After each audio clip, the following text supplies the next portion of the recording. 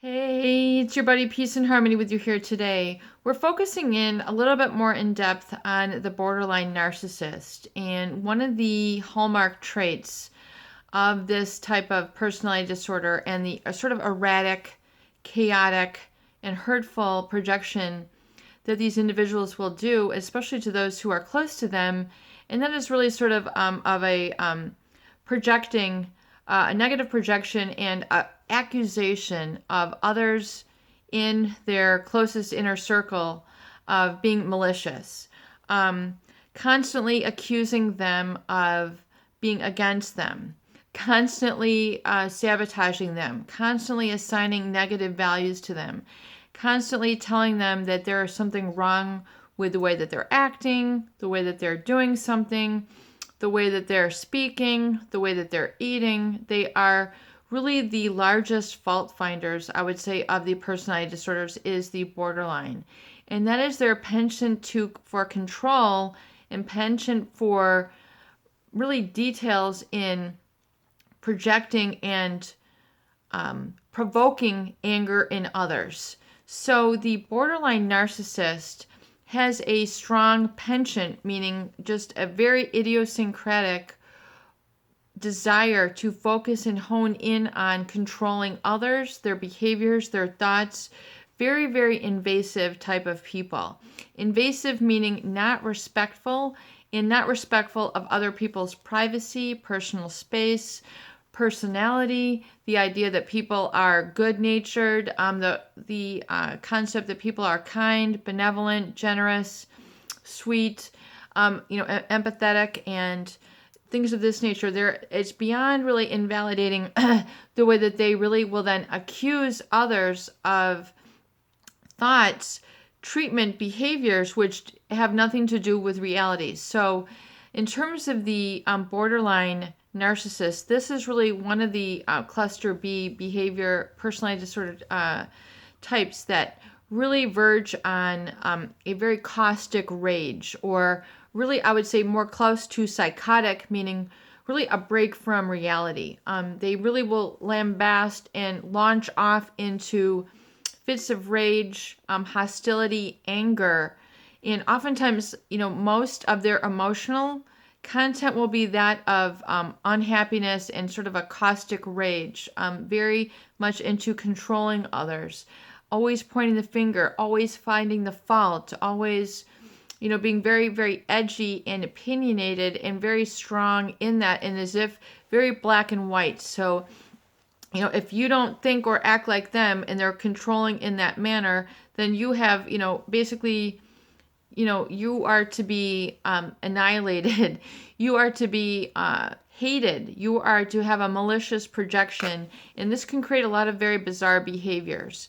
And typically, I think the most confusing and the brainwashing is that of the negative projection and accusing other people of really trying to victimize them. So they ascertain negative values onto others which don't exist, don't have anything to do with reality. And so those individuals are like, what did I do wrong? And, they have a constant need to defend and justify themselves with these people. And it's not even that they're very critical, which they are. They're very harshly critical of others. They spend a huge amount of their time criticizing, judging, and controlling behaviors, controlling thoughts, controlling experiences, controlling really every aspect of it. So they can be extremely high energy and really invest a lot of energy into this control, being clean freaks, control freaks, just really those types of people who are really getting into other people's business. They do not have a sense of boundary with others. They don't have a sort of respect of others people's boundaries, emotional boundaries. Basically, they tend to be so self-centered that they very much feel like they have the right to other people, their thoughts, their lives, their belongings. They really tend to have this overperception and this projection of maliciousness onto others which does not exist. So that can be very confusing. because you have to defend. Oftentimes, those people who are in relationships with them have to constantly defend and justify themselves. But I this, and then you have to constantly try to appease this individual and pacify them, and then furthermore act to prevent their outbreaks. So then, if you're closely in close quarters with this individual, either as a mother, a parent, a spouse, your life purpose then becomes about how to prevent the outburst from this individual, and then the people-pleasing behavior starts. So in order to quell the rage outburst, people then try to adapt or adjust or say, if I want this relationship to work, I'm going to have to do this, I'm going to have to do that, I'm going to have to be so perfect here, I'm going to have to be flawless there. It becomes a very, very tall order to fill if you're trying to be in a relationship with a borderline narcissist. So, oftentimes they can also present to be kind of the holier than thou, the martyrs, working for these just causes, being very prideful, very grandiose. And this pride is, it's almost like an arrogance, but yet it's a very negative arrogance.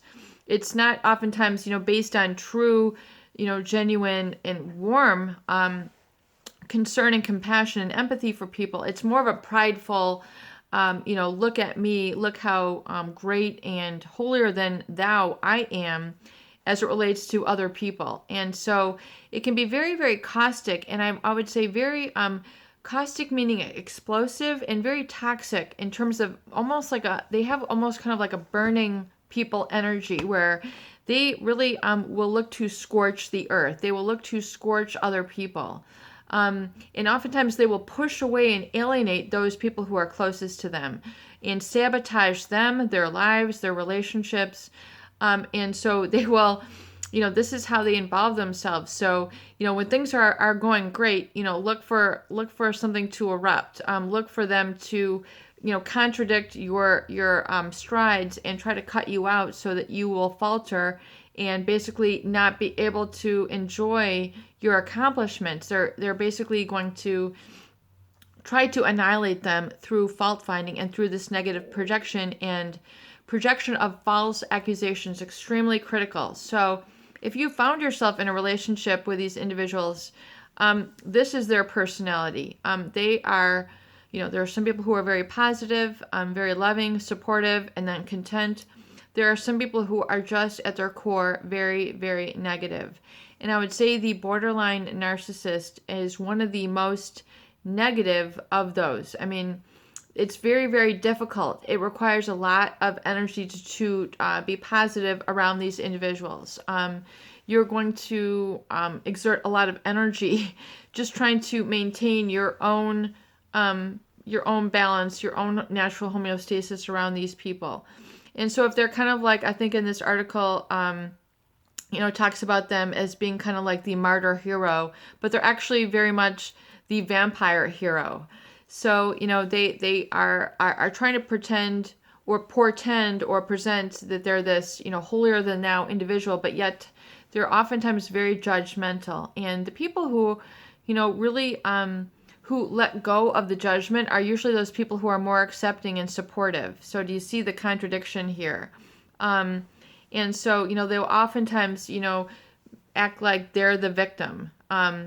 And then they will use that as kind of their core identity. I'm the victim. And, everyone else is sabotaging me. And, I'm very proudful. And they'll very, very much alienate and push people away who are actually the benevolent, the loving, the warm, the kind, considerate, and nurturing in life. So,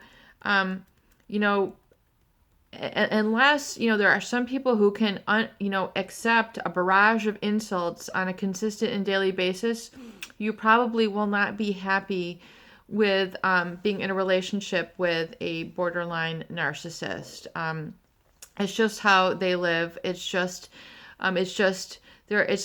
constantly under the gun of their accusations, their contradictions, their confusions, and their black or white thinking. And you basically are just trying to keep their rage at bay and it's just it requires a lot of work to be with these individuals. So thank you very much for sharing the article, and I do appreciate your input.